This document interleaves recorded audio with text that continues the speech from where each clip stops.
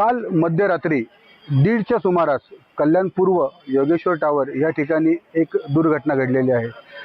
ह्या सोसायटीची जी संरक्षण भिंत आहे ती संरक्षण भिंत कोसळलेली आहे आणि ह्या संरक्षण भिंत कोसळल्यामुळे ह्या भिंतीखाली म्हणजे हा जो मलबा आहे ह्याच्या खाली 10 ते 12 गाड्या ह्या दुचाकी आणि 4 चाकी ह्या 2 गाड्या मोठ्या प्रमाणात यांचं नुकसान झालेलं आहे। आता आपण बघू शकता ह्या ठिकाणी रात्री 1:30च्या सुमारास ही संरक्षण भिंत सोसायटीची कोसळलेली आहे आणि ह्या संरक्षण भिंतीच्या या ढिगाऱ्याखाली 12 दुचाकी गाड्या आणि 2 4-चाकी गाड्याचं मोठं नुकसान झालेलं आहे। या भिंत कोसळण्याचं कारण असं आहे की बाजूलाच एक कंस्ट्रक्शन चालू आहे आणि ते कंस्ट्रक्शन चालू असतानाच ते कंस्ट्रक्शनच्या कामासाठी लागणाऱ्या कच, रेती आणि विटा, दगड हे अगदी संरक्षण भिंतीला चिटकवून आणि संरक्षण भिंतीवरतीच टाकल्या कारणाने त्या भिंतीवरती मोठा प्रेशर आला आणि ही भिंत रात्री कोसळली।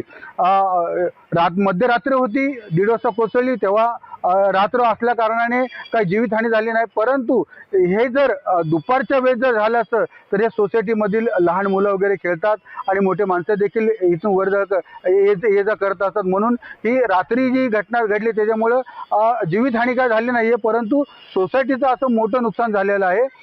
सोसायटीकरांनी या ज्या इमारतीचे काम चालू आहे बाजूला त्यांच्याशी बोलणं केल्याच्या नंतर देखील त्यांनी सांगितलेलं आहे की मी ही भिंत तुम्हाला बांधून देईल, परंतु 2 वर्षानंतर बांधून देईल, माझं जेव्हा काम संपेल तेव्हा मी बांधून देईल। म्हणजे सोसायटीचे चेअरमॅन आणि जे सोसायटीचं शिष्टमंडळ आहे यांनी त्याच्याशी बोलणं केलं असताना देखील त्याची उघड अशी भाषा आपल्याला दिसून येत आहे।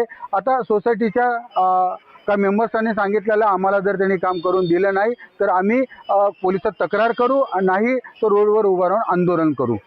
अशोक कांबळे, लोकशाही, कल्याण। लोकशाही मराठी ऐका, पहा, जागरूक रहा।